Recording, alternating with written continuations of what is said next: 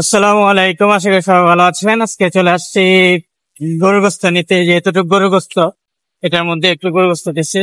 তো এটার দাম 10 রিয়াল নিয়েছে। তো বাংলাদেশে এটা 300 টাকার মতো পড়ে। বাংলাদেশে তো আর কিছু টাকা বইরা 1 কেজি গোস্ত কিনা যায়। আর সেখানে তো এই যে এক বাটি গোস্ত এখানে